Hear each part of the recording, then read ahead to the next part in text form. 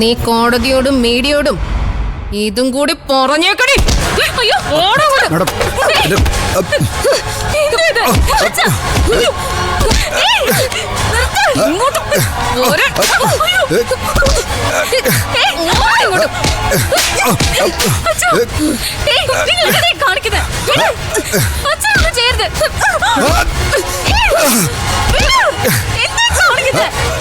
Madam please, മെഡിക്കലിന് കൊണ്ടുപോകുമ്പോ പ്രശ്നമാവും.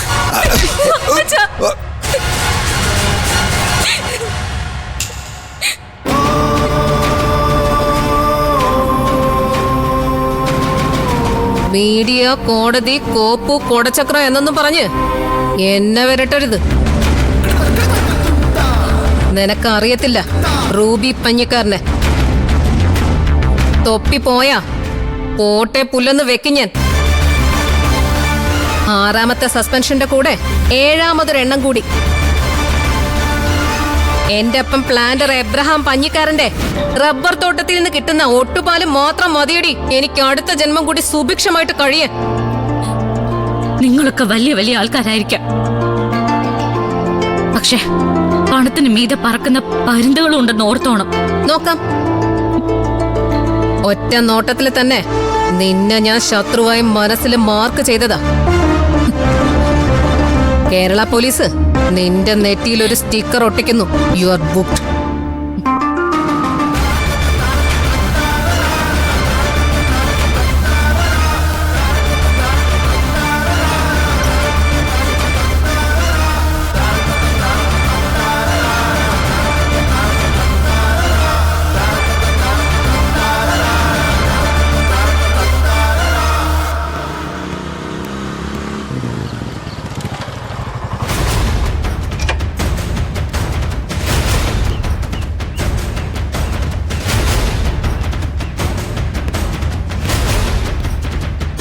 എങ്ങോട്ടാടാ രണ്ട് തള്ളിപ്പൊളിച്ച്? എസ്ഐ മേഡത്തെ കാണണം. എന്താ കാര്യം? റിട്ടയർഡ് ഡിവൈഎസ്പി നടേശാനെ തല്ലി ഞങ്ങളാ. അതിന്റെ പേരിൽ പാവം മനോഹര ചേട്ടനെ പിടിച്ചുകൊണ്ടിരിക്കുക. മനോഹരൻ ചേട്ടനെ വെറുതെ വിടണം. കുറ്റം ചെയ്തത് ഞങ്ങളാ. ഗിരിജ മാഡം, നിങ്ങളിവിടെ നിൽക്ക്. മാഡം, ആരാ അവിടെ? നടേശൻ സാറിനെ ഉപദ്രവിച്ചെന്ന് പറഞ്ഞ് 2 പേർ കുറ്റം ഏറ്റെടുക്കാൻ വന്നിട്ടുണ്ട്. വിളിക്കാമോ മോരെ? ശരി മാഡം.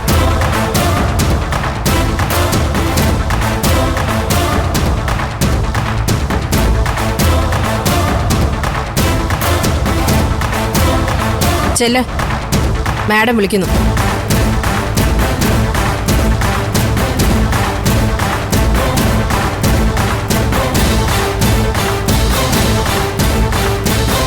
ആരാടാ നീയൊക്കെ? ഞാൻ പരുന്ത്. പരുന്നോ? എന്നിട്ട് ചിറകൊന്നും കാണുന്നില്ലല്ലോടാ. ഒഫീഷ്യൽ നെയിം പറയടാ. പപ്പൻ. നീയോ? ഇരുട്ട്. കൈ നിവർത്തി മോന്തയ്ക്കൊന്ന് തന്നാലേ നിന്റെ കണ്ണിൽ ഇരുട്ട് കയറും. ഒഫീഷ്യൽ നെയിം പറയണോ? നിന്നോട് പ്രത്യേകം പറയണോടാ. സത്യൻ. എന്താ വന്നത്? ഞങ്ങളാ നടേശൻ സാറിനെ തല്ലിയത്. ആണോ? ആഹാ, മിടുക്കന്മാരാണല്ലോ. ആണോ സാറേ? ഏയ്, ഇവന്മാരൊന്നുമല്ല. ഇവന്മാരെ എനിക്കറിയാം. പഴയ 2 ക്രിമിനലുകളാ, കള്ളന്മാര്. എന്നെ തല്ലിയത് ഈ മനോഹരൻ തന്നെയാ. കൂടെ വേറെ ആരോ ഉണ്ടായിരുന്നു. അപ്പൊ കേസ് അങ്ങനെ തന്നെ. നിനക്കൊക്കെ പോവാം. മാഡം ഇറങ്ങി പോടാ. സുകുമാര, സാർ, വിളിച്ചോണ്ട് പോരണ്ടിനെ. സാർ. ഓ, ഇറങ്ങി പോടാ.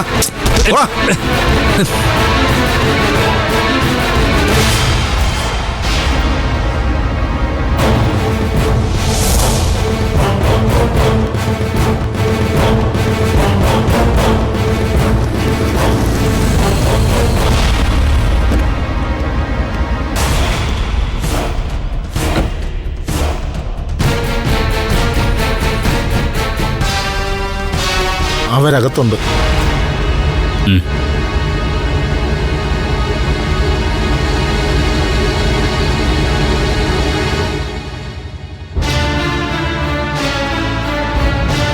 ആ മരുമോൻ വന്നോ?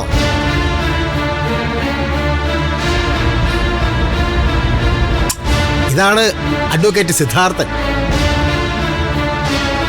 ചന്ദ്രമോള് പറഞ്ഞിട്ടുണ്ടാവുമല്ലോ അല്ലേ? എന്റെ ഭാവി മരുമകൻ.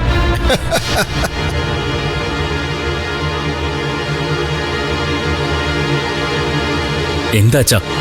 എന്താ ദേവികെ? മോനെ, ഞങ്ങൾ ഒരു തെറ്റും ചെയ്തിട്ടില്ല. ഞങ്ങളെ നട റോട്ടിൽ നിന്ന് പിടിച്ചോണ്ട് വന്നിരിക്കുകയും മാഡം. അച്ഛനെ ദേഹോപദ്രവം ഏൽപ്പിച്ചോ? ഉപദ്രവിച്ചു. വക്കീൽ സാറേ, SI ഇവിടെ ഉണ്ട്. സ്റ്റേഷനിൽ വരുമ്പോ ഒന്ന് വിഷ് ചെയ്യാനുള്ള മര്യാദ കാണിക്കണം. ഇവരെ ഉപദ്രവിച്ചിട്ടുണ്ടെങ്കിൽ കോടതിയിലെ കൂട്ടിക്കയറ്റി നിർത്തി നിങ്ങൾ ഞാൻ വിഷ് ചെയ്തോളാം. ഓ, ഇതൊക്കെ ഞാൻ കൊറേ കണ്ടിട്ടുള്ളതാ. സിദ്ധാർത്ഥൻ വന്ന കാര്യം പറയും. വക്കീല് പോലീസ് സ്റ്റേഷനിൽ വരുന്ന എന്തിനാ? എന്റെ കക്ഷിക്ക് ജാമ്യം എടുക്കാൻ. സിദ്ധാർത്ഥൻ വക്കീലേ, അങ്ങനെ സ്റ്റേഷൻ ജാമ്യം കിട്ടുന്ന വകുപ്പുകളൊന്നും അല്ല ഞാൻ ഇട്ടേക്കുന്നത്.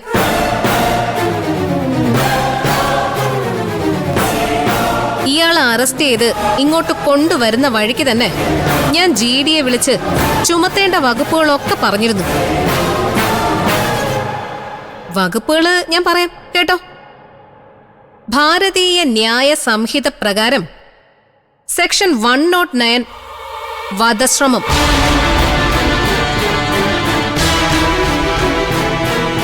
സെക്ഷൻ 61 ഗൂഢാലോചന,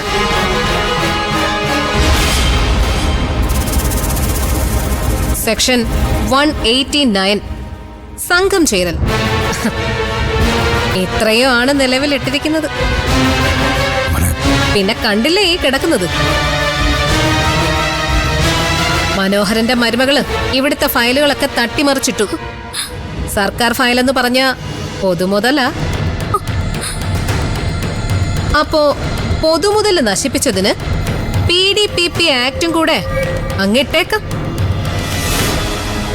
നോൺ ബെയിലബിളാ, മതിയോ?